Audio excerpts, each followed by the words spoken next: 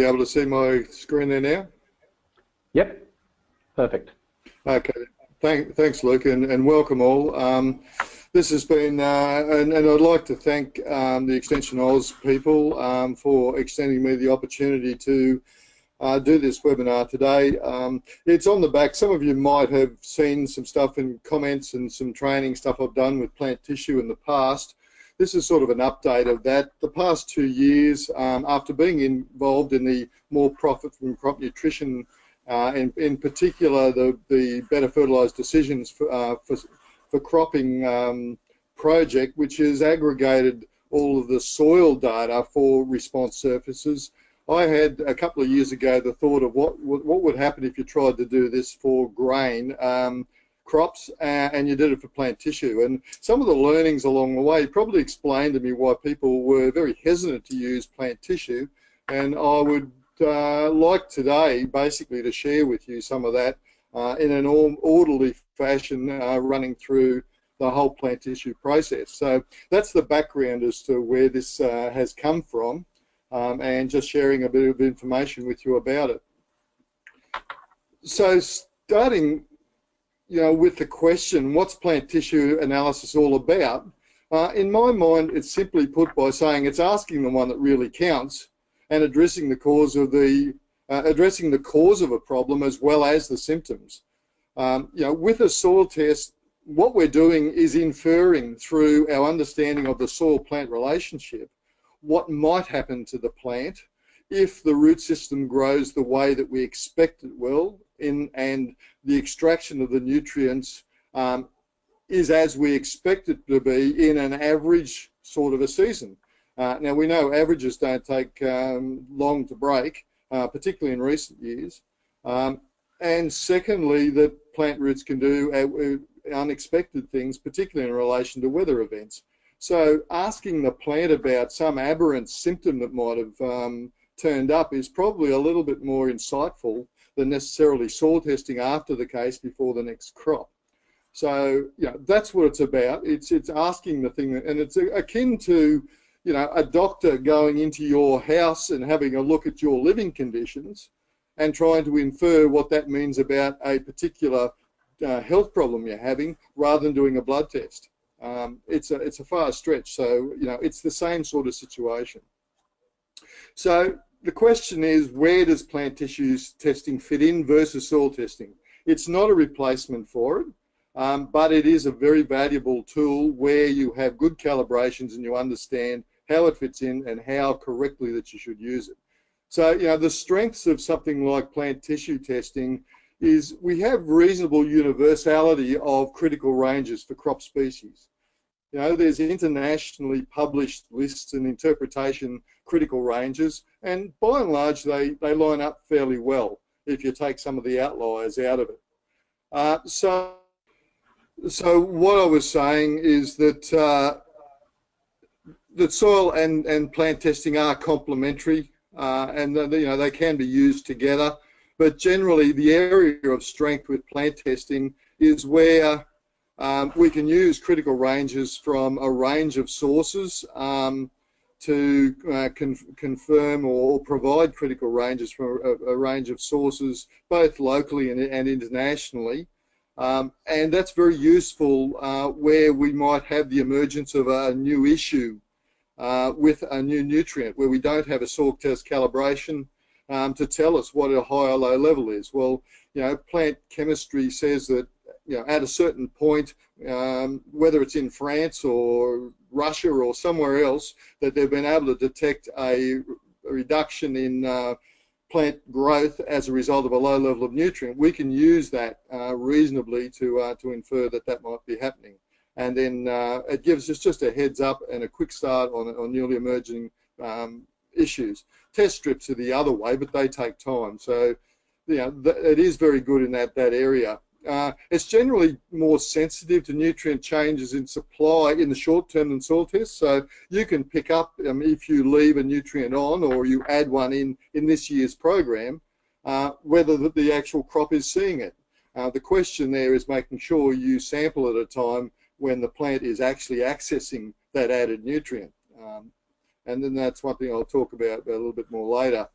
And the other thing that plant tissue is going to give us a handle with is it helps us overcome issues with things like sampling stratified soil profiles and bands, or those sort of things where we don't have good sampling protocols for soil at the moment, because we're letting the plant roots do the integration of the soil fertility and the bands that might be placed in the soil over time. So this whole thing of deep application of P, waiting till the plant has accessed both the soil fertility and the band applied P that's deeper in the soil, is one way of seeing whether it's providing adequacy.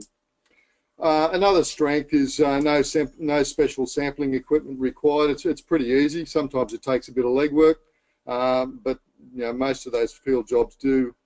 And it's sensitive to crop growing conditions. Now that can be a positive or a negative if you don't take it into account. So the strengths, I think, going forward with plant tissue are around these areas of helping with new nutrient issues, helping with those nutrients that aren't well calibrated, and primarily things like trace elements, where we know they're very complex in relation to root acquisition and soil chemistry and soil conditions and all sorts of management things interfere with interpretation. And where we've got stratified nutrients, making sure, and stratified application, making sure we can pick that up in the plant tissue.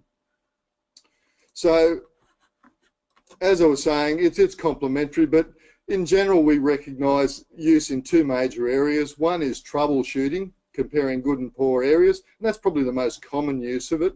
And the other one is to monitor. Some people use, and particularly in horticultural industries, they use it to monitor any changes or required changes that they might make. So it's something they do every year, in particular where they've tried something new, is it working? As I said before, it's a lot quicker to pick up the change in the soil nutrient availability than necessarily soil testing will be, because we're relying on the soil sampling strategy to be able to pick up minor changes in soil chemistry, which are not necessarily evident. So when we're talking about problem solving, this is usually at the time when people bring in plant tissue testing, and there's a big problem. Generally, that's too late. Once you see symptoms, one, it makes it very, very hard to interpret what's going on, because there are knock-on effects to other nutrients, and two, with a lot of nutrients, it's too late to regain 100% of yield if you can treat it in crop.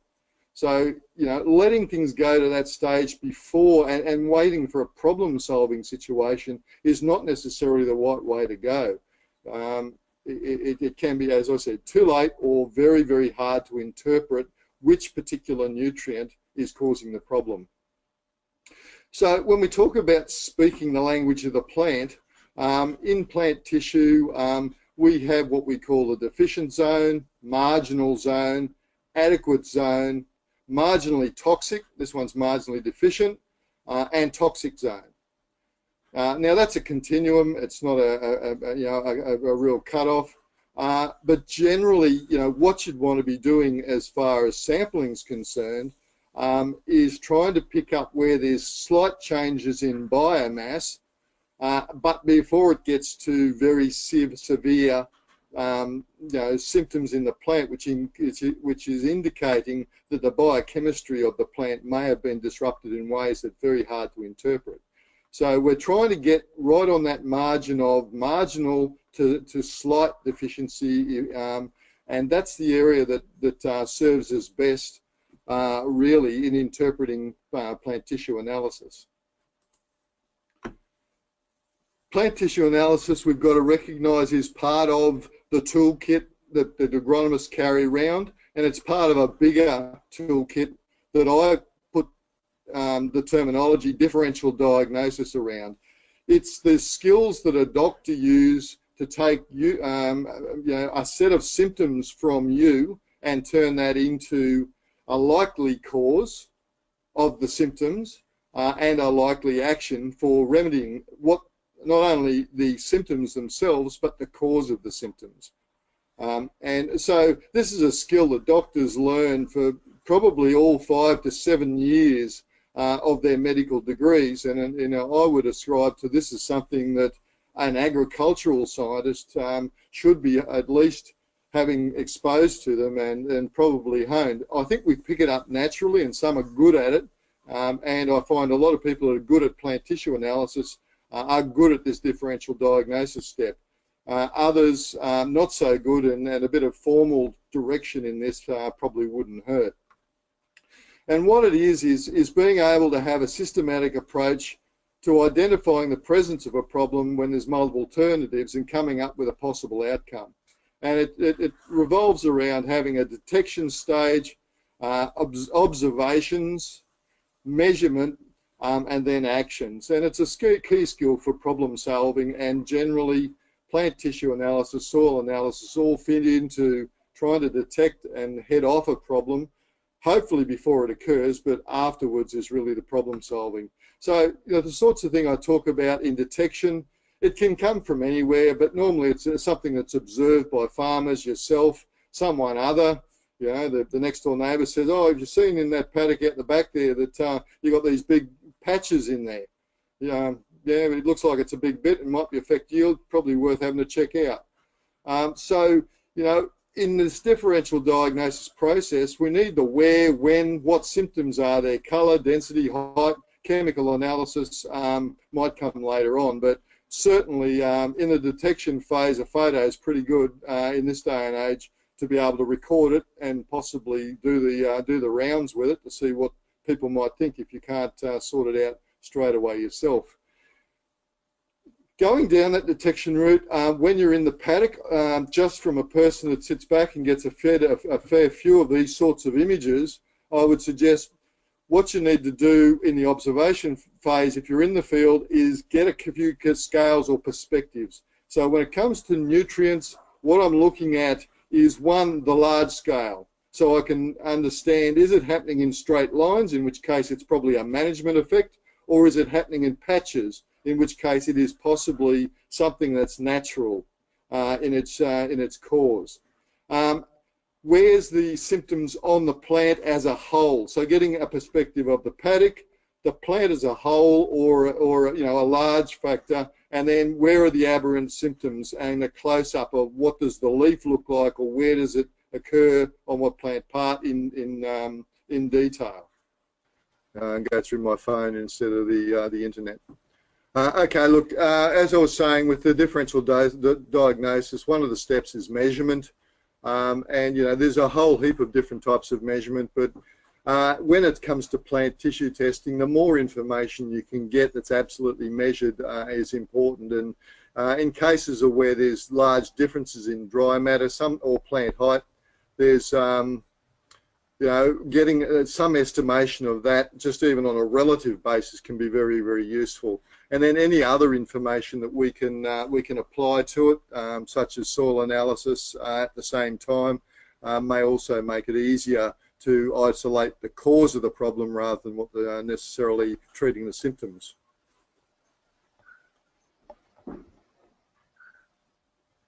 The next step in this whole process is creating an action. And depending on the circumstances, there's many, but in essence, the most important thing is something that's appropriate for treating the cause and the symptoms, if it's at all possible. So in treating causes, frequently with plant tissue testing, it's the next crop, and probably after you've done a soil test to confirm your suspicions. And if it's treating the symptoms, well, you've got to determine whether that's viable within the crop that we're dealing with. In a lot of annual crops, it may not be viable to do something in crop. It's just to have to accept the condition that's there. But if you're treating symptoms with fertilizer products, you know, it's the old thing, use the 4 R's, be quite specific about what we want to do with the fertilizer.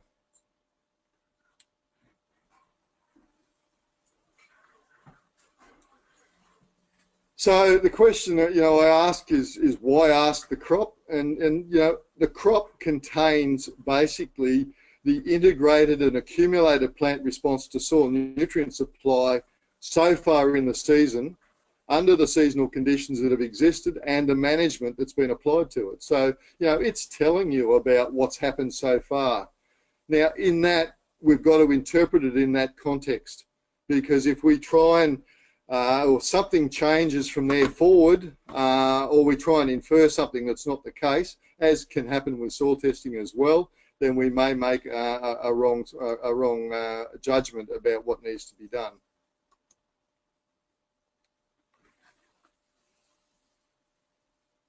So the next step is to gain perspective of the important variables that aid interpretation. So you've got a snapshot to date, and all of these things over here in this diagram can affect it. Sprays, weather, bugs, root systems, nematodes, fertilizer applications. If we don't interpret it in relation to those, or we're not careful when we're sampling in relation to those, we can have problems with the interpretability of the lab stuff that comes back. And in particular, I talk about the 4Ds of root acquisition of nutrients as being probably the prime thinking pathways of what you need to think about. So when the problem occurs, getting an understanding for the depth of the root system has reached, because that's going to tell you whether it's reached nutrients that might be available later, or it has seen the best it's going to see, and it can only get worse. The other one is the duration, and the duration relates to the soil moisture and the duration at various depths. As we know, most soils are stratified in their nutrient concentration for immobile nutrients, and even the mobile ones can be reverse stratified, lower in the surface and higher with depth. So the duration the roots have stayed in each layer can influence the concentration that's in the plant. The density and distribution of the roots within the layer gives some indication as to whether there's a problem. So if you've got a system with you know, poor density, that can tell you about the uptake of some nutrients, and it might be related to a condition that's not the nutrient. And a typical example would be aluminium toxicity, and why a plant might be struggling to get phosphorus into it, because the pruning of the hair roots and the density of the root system is not allowing efficient phosphorus uptake. So thinking about those in relation to the plant tissue analysis, and even to the extent of when you're in the field, going and digging up some root systems and checking what they look like, can also be very useful in helping the interpretation process. Need to identify recent significant events, because they can affect the chemistry of the plant, and some of those are these sort of things: frost, cloud cover, occurrence of rain, how much and when prior to sampling, temperature, humidity. So being awareness of those is very important in, one, choosing your time of sampling, and two, interpreting samples that might come to you where you don't necessarily have that information. Soil conditions, so moisture, particularly extremes of moisture, structural or drainage impediments, and any soil information, particularly around stratification of nutrients, such as for deep ones like NS, boron, and the presence of sodium, aluminium, and EC, where you might have soil tested and thought things were available, but they're not, and the plant's showing that they're not getting access to the deeper layers of the soil where those nutrients occur. So we're trying to find the cause, not just remedy the symptoms. Understanding the species of the crop, variety, canopy condition, and all of those things around the crop is important. Pest and disease pressure. Root disease can manifest themselves quite easily as nutrient deficiencies. So common ones there would be phosphorus and zinc. With nematode infestations, they can look very, very similar. And then there's the management things, pesticide application history. Some, say, herbicide products for a number of days, up 10 days, 14 days after application, can affect the chemistry of the plant. So not the time you want to be sampling if you can avoid it.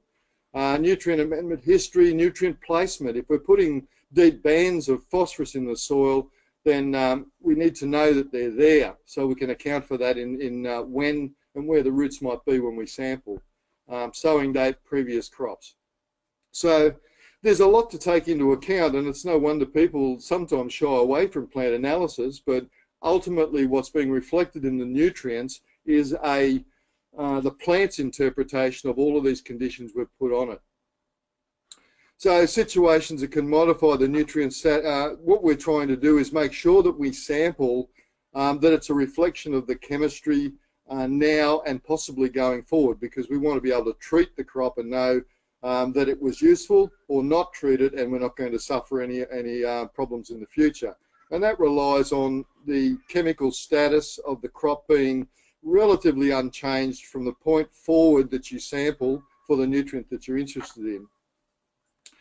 So some of the things that can change are things like plants accessing nutrient supplies as the roots forage deeper. So making sure for those types of nutrients you sample when that layer has been accessed by the roots, if that's what you're interested in.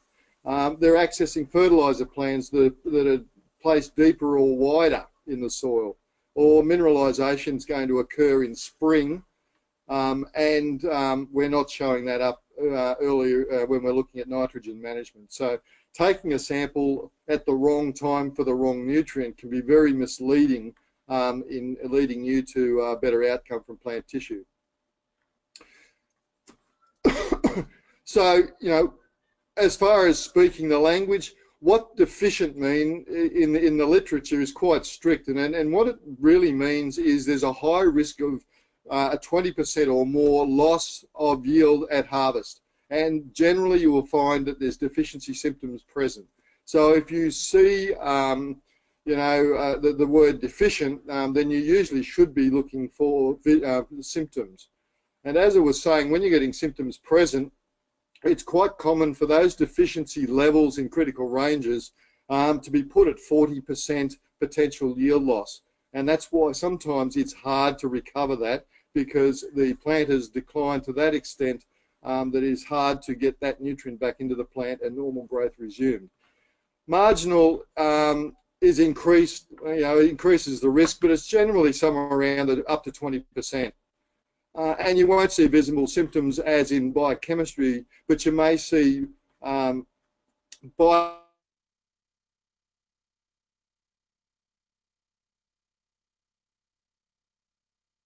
we've lost your voice again, Chris. Might be an idea perhaps to change over to the phone, if that's an option for you. That will take a few seconds, sorry, ladies and gentlemen. So we'll just wait for Chris. Just might be getting a periodic blip in the signal. It's not taking out his PowerPoint. We're losing your voice, Chris. So each time seems to be taking about a minute or so, 30 seconds. If Chris is perhaps going to the phone option, that will take about a minute. So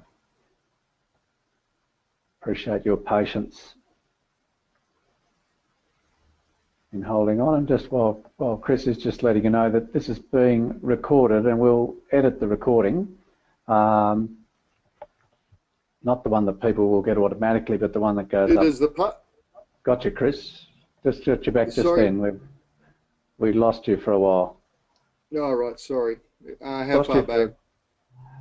Go to back up a couple of slides, about 45 seconds. Yep, you were doing more speaking. No, go the slides. Yep, I thought there was one that said more speaking the language.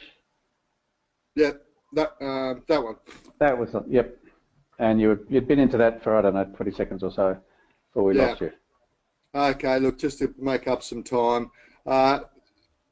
Plant tissue, the language used in plant tissue in interpretation, or the status that are accorded based on the ranges of relative yield are reasonably well defined for plant tissue. We hear about deficiencies, and that usually in plant tissue speak means there's a greater chance of more than 20% yield loss. Marginal, between 0 and 20%. Adequate, sufficient, generally you're going to get you through the season with no problems with yield. high, up to 20% yield loss by possibly overdoing it, but generally used means that there's been more applied than the plant can use, and maybe you can cut back a little bit if that maintains itself across the season. In some cases, that high can decline over time as the roots grow into deeper soil layers and may not be picking up that same concentration of nutrient across the season from a well-supplied layer. And excessive, well, this is sometimes called toxic. It's where nutrient supply is excess to requirement and may restrict yield.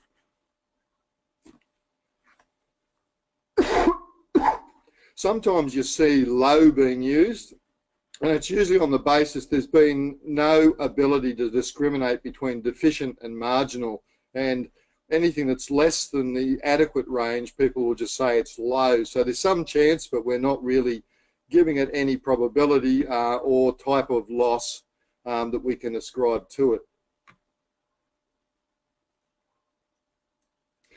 The next thing, you know, in selecting a plant tissue, we've really got to have confidence in the interpretability of it. And, you know, that's around making sure the plant part really reflects the ability to predict relative yield. And this is a study on zinc that was done some years ago by Yash Dang at that stage, the Queensland Wheat Research Institute. And it just shows all the different plant parts that were actually sampled and their relationship to relative yield. And what we're looking for in any plant tissue part to be able to be sampled and used as a criteria is a clear demarcation between adequate and not adequate. And secondly, a large concentration, a high concentration range at which that occurs, because that allows us lab error and sampling error to have some fluctuation that doesn't mean that the interpretation critical range is overtaken by any errors that we might have. So you can see in this case, you know, we do have confidence in whole tops, youngest mature blades, because we have relatively high concentrations, and there is a reasonable discrimination you can see from the responsive to the non-responsive. So that's the sort of thing we're looking for as critical levels, and that's why there are particular plant parts. You can see the oldest level for zinc, there's too many numbers down in here, or studies down in there that suggest that we've got some levels that are low, but the plant's reaching adequacy for yield. So in looking at the plant parts, just some strengths and weaknesses.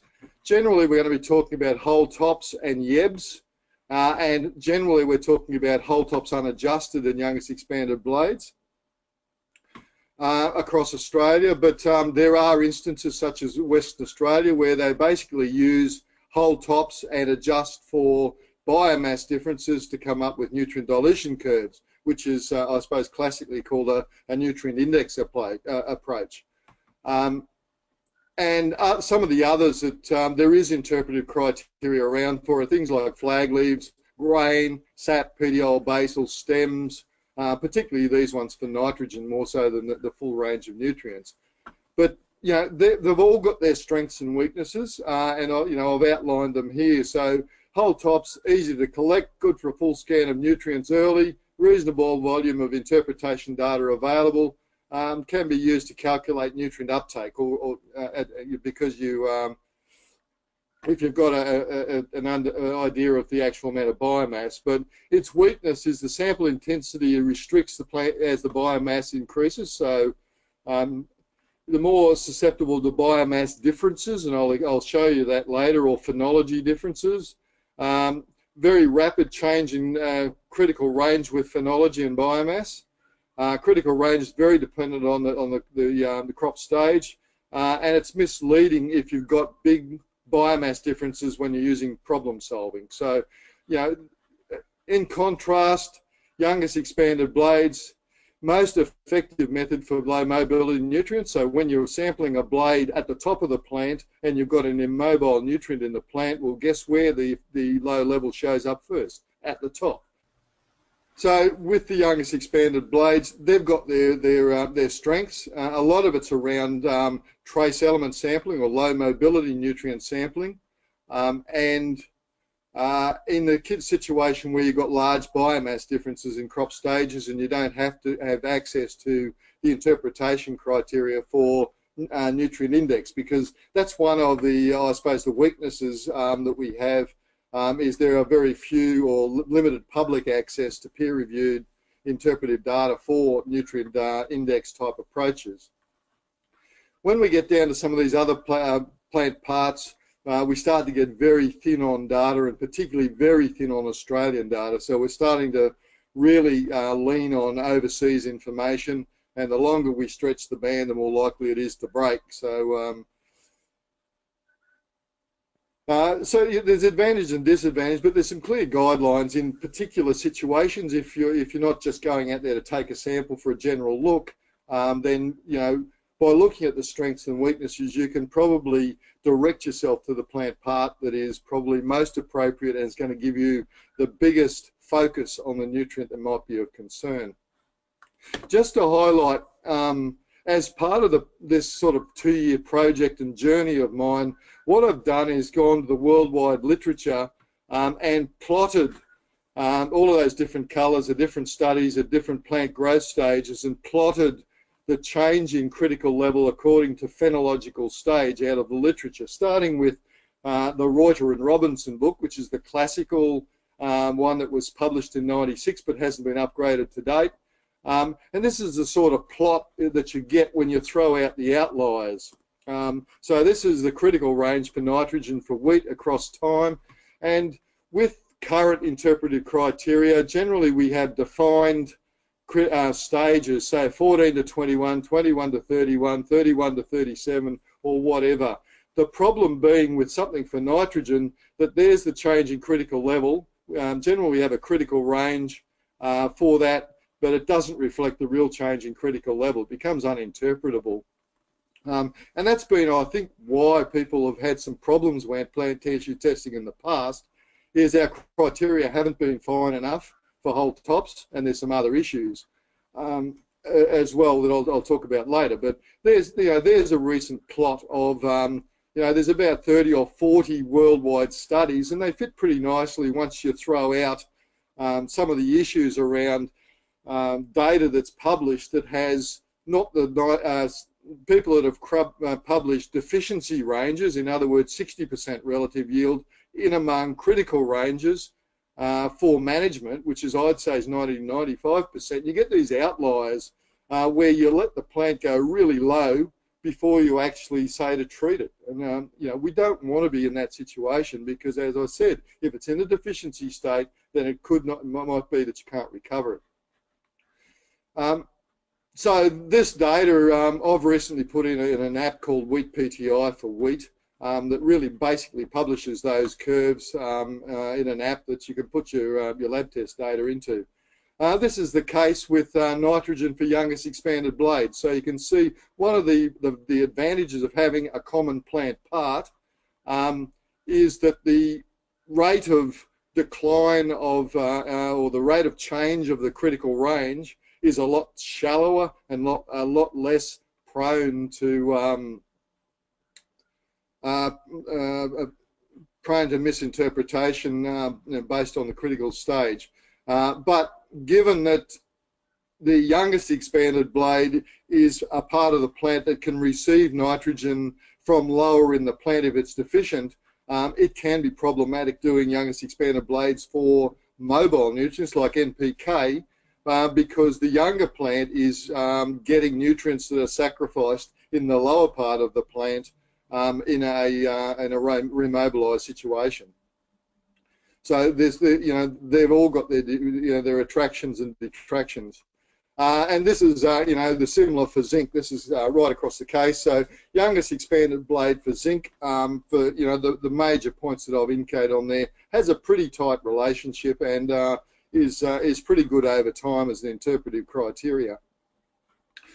For those that are wanting to know a little bit about the nutrient index, and as I said, this is probably best used when you've got big biomass differences. what it does is uses a trade-off dilution curve, and it comes up with a standard dilution curve that says if my biomass is this, then my critical level changes according to the biomass. So in this case, we've got a sample over here that, just looking at the nutrient, you might say is 3%. Is 3% is adequate. From a nutrient concentration is adequate. From a biomass point of view, is a bit on the low side. And this one, is there any difference? This one's even higher, and yet there is a difference in the biomass between the plants. Well, in fact, if you apply that dilution curve to a standard nutrient index, what it says is this one is low to marginal, and this one with a lower nitrogen is actually adequate because of dilution. So that is a very, very good way, particularly where there's large differences in biomass, to sort out whether that dilution is causing a problem or you're getting a true reflection just through the plant tissue concentration alone. So I suppose in summary, with whole tops or YEB'S as a recommendation, it's horses for courses. YEB'S generally better for immobile nutrients. Whole tops better for mobile nutrients where there's no large biomass differences.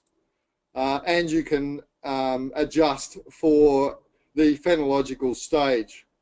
Whole tops, they allow uptake of nutrients, particularly if you are doing biomass cuts as well, and you can relate them to biomass sensing models for the future. YEB'S are good because the plant materials are the same age, so you don't get the same impact of plant development, so you've got a shallower, more stable curve over time. YEB'S are easier to sample, particularly if the old parts are dead and diseased. You don't want diseased plant parts in the sample, so if the top of the plant is still healthy, then you can use it. It's easy to get a representative sample with YEB'S late in the season, because one of the things we can't do or shouldn't be done is subsampling whole tops, unless you're willing to go through and pick out the tillers of the same age to go in the subsample. So picking out the primary tiller and only putting it in there in the whole tops rather than the youngest expanded blades. And youngest expanded blades can be a pain to sample early when the plants are small, because you might defoliate the crop by the time you get sufficient sample, which is about 200 to 500 grams to go to the lab. So just from a sampling and interpretation, these are the classic books that are around to help you. This is probably the newest one, an American one that's been published in the last 2 years, but certainly not as comprehensive as the old Reuter and Robinson. The problem with Reuter and Robinson, people find, is that it publishes the critical ranges of all the studies, and you've got to study the notes very carefully that are on the side of it to understand which plant part, what the plant stage was, and the relative yield, and also what it is giving you the critical range for. Is it biomass or is it grain? And I see a lot of mistakes when I was doing my study over the 2 years where critical range is quoted in other summary places such as websites and third-party publications have misinterpreted what's been in here and published data that is not really representative of the 90 to 95% confidence relative yield. That's what's in this wheat PTI. It's been data cleaned as in the BFDC, and it is standardized. So, some of the issues I came across and you need to be on the lookout for is whether the data type that's in the interpretation is plant response, in other words, established from plot and field experiments and provides a true critical range, or is as a result of a big data survey. In other words, someone with a lot of lab samples has gone through and provided a normal range, so they've fitted a curve through all of their data and come up with a 95% confidence interval and said that's the normal range. Well, in this case, the normal range is, but it is what it is, but it doesn't necessarily reflect responsiveness in a crop if it's below that, because there's no definition necessarily of what the response or the relationship to relative yield. Look out for inconsistencies in the referenced relative yield, and there is certainly a lot of deficiency ranges quoted as sufficiency ranges, and that's 60% relative yield, not 90. There's an interchange of biomass and grain yield critical ranges, so people have looked at a number in the likes of Reuter and Robinson and haven't looked across to the side to see the sufficiency range or the deficiency range is related to biomass growth, not grain yield.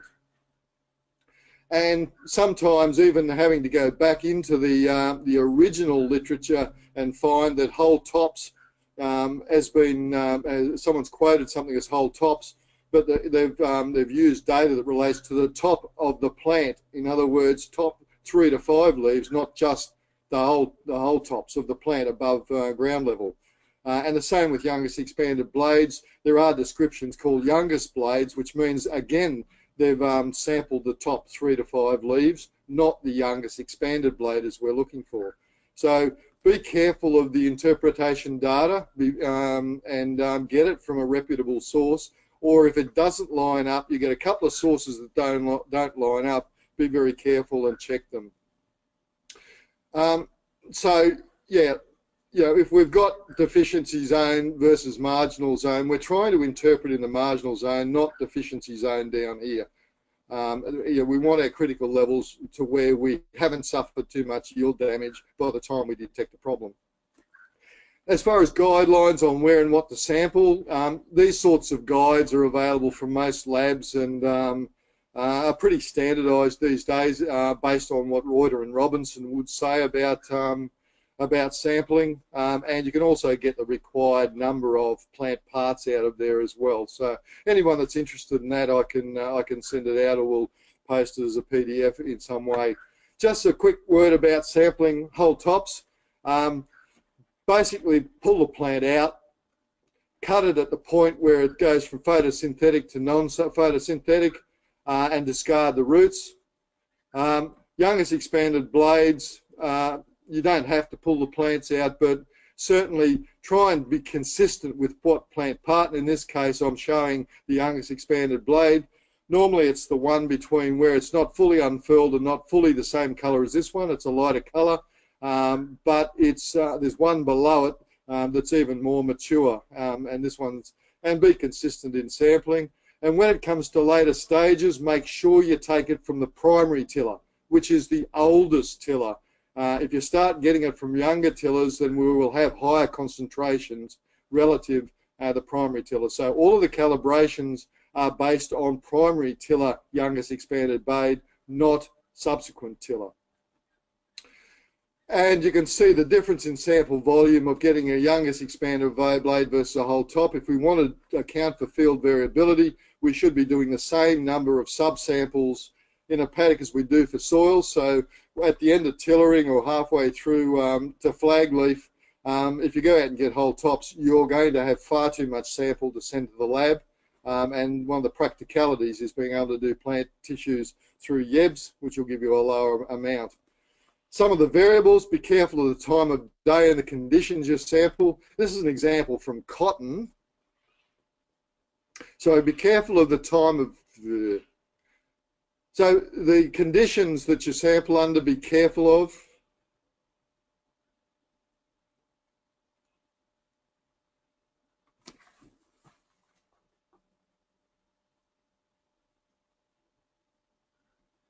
Just having, you there, Chris? Where did we get to that time, Luke? Yeah, only 5 seconds, only 5 seconds lost. Okay, so the time of day, the conditions you sample into are important. This is an example from cotton of the effect of soil test phosphorus or soil test versus time of day on nutrient availability.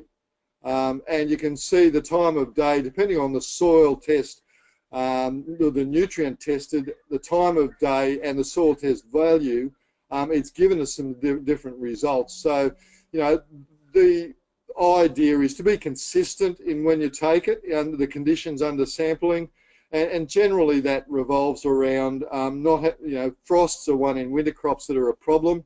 Leaving it at least 48 hours after the last frost is important.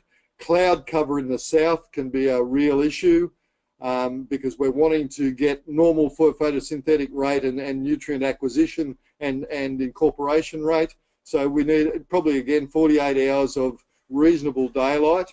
And the time of day, the heat of the day can be important. So being consistent, and in winter, sometime probably from around 10 o'clock through to about midday is probably the best to get the best profile of nutrient uptake and photosynthetic rate. It may extend through to 1 o'clock.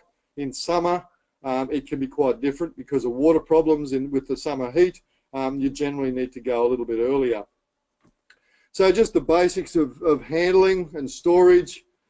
Firstly, check and adhere to biosecurity and quarantine requirements if you're sending intrastate or interstate with any doubtful issues. So we've got red fire ants, we've got a whole heap of biosecurity issues on the horizon. The lupin issue in New South Wales is identified last year. We need to be aware of that and make sure that we're not we're not creating problems in what we do in the paddock. Wash off any soil adhering to the plants or dust if it's from next to the road. The labs don't do that. It's an extra charge if you want them to do that. So if you feel it's dusty, then give it a rinse 3 times in gently flowing water, and then just dab it dry and whack it in. It should be pretty right from that point of view. Probably needs a bit more thorough if you've applied some sort of fungicide. And the key one here is probably any of the fungicide, the protectant fungicides like mancozeb and maneb and zineb and those things that have zinc and manganese as active ingredients in their molecule. If you can't wash them off, then just be careful in interpreting them that you realise it's there. And where it's soil, you'll see high iron and aluminium, and where it's a crop protection product, most likely it'll be zinc or manganese. Air dry them. If you can't get them to the lab straight away, air dry them at less than 80, or thermal dry them at less than 80 degrees, or keep them cool, refrigerated between 4 and 8 degrees. Put them in clean paper bags, not plastic, unless it's a SAP sample you're sending to a lab, in which case they do want them in plastic bags. Pack them reasonably loosely and send to the courier via courier ASAP. Just some quick samples here of where plant tissue has helped things when things have gone wrong. These symptoms existed for a number of years. No one thought to take plant tissue, and it was related to nutrition until we looked at, this is chickpeas up in the emerald area, and you see the poor one, 0.38% potassium, and the healthy one, 1.05. And the healthy number is actually 1.5, so even the ones that were said to be good were okay. So this was a very, very clear indication of the problem, and then subsequent soil tests were able to line this up, that the soil tests were actually telling the truth, but no one believed them. Again, this is sulfur deficiency in wheat, and the plant tissue was saying, it's not potassium, I'll put it in the wrong place there, but the poor, it's saying it's low, but it's not very low. But when you look at the N/S ratio at 30 to 1 in the poor one and the OK one 17 to 1, this one's marginal, this one's horrible. And the other knock-on effect of this is if we potentially, the nitrogen even in the one OK is problematic. So if we've treated this with nitrogen, then we may induce more sulfur problems over here. So the approach was to make sure we covered both nutrients. So it can be very, very useful, but as I was saying, when it gets to this stage, it can be, sometimes the cause of the problem may not be as easily reflected in the plant tissue. So look, I'll stop there. That's the end of my time. So thanks for your time. Just like to acknowledge Extension Oz and their generosity in letting me have a bit of this time to share with you some of my experiences in this area. GRDC, on the better fertilisers that basically stimulate this little exercise, and back Paddock, who I work for giving me the time to do this. So, Luke.